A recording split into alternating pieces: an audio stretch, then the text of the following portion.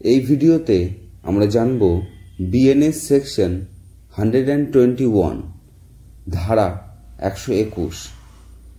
BNS section 121 voluntarily causing hurt or grievous hurt to deter public servant from his duty এর ব্যাপারে কথা বলে, মানে কোনো পাবলিক অফিসারকে তার ডিউটি করা থেকে থামানোর জন্য ইচ্ছাকৃতভাবে আঘাত করা।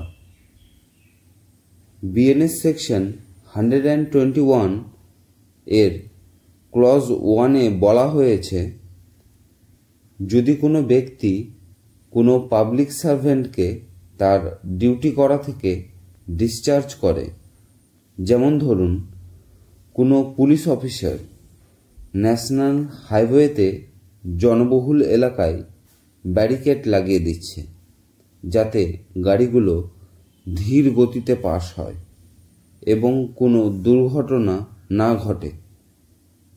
যখন পুলিশ অফিসার তার এই ডিউটি করছে আর সামনে থেকে কোনো ব্যক্তি এসে পুলিশকে এমনটা করা থেকে আটকায়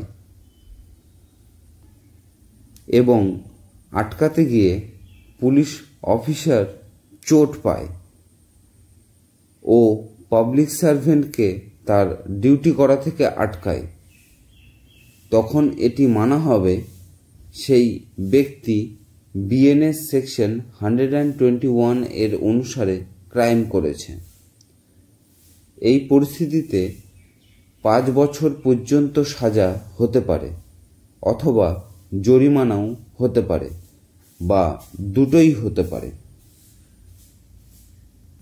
ক্লজ 2-তে বলা হয়েছে, যদি কোনো ব্যক্তি কোনো পাবলিক সার্ভেন্টকে গ্রিভিয়াস হার্ট করে তার ডিউটি করা থেকে ডিসচার্জ করার জন্য, যেমন ধরুন কোনো পুলিশ অফিসার জনবহুল এলাকায় ব্যারিকেড লাগিয়ে দুর্ঘটনা আটকানোর চেষ্টা করছে আর কোনো ব্যক্তি পুলিশকে এই কাজ করা থেকে বা ডিউটি করা থেকে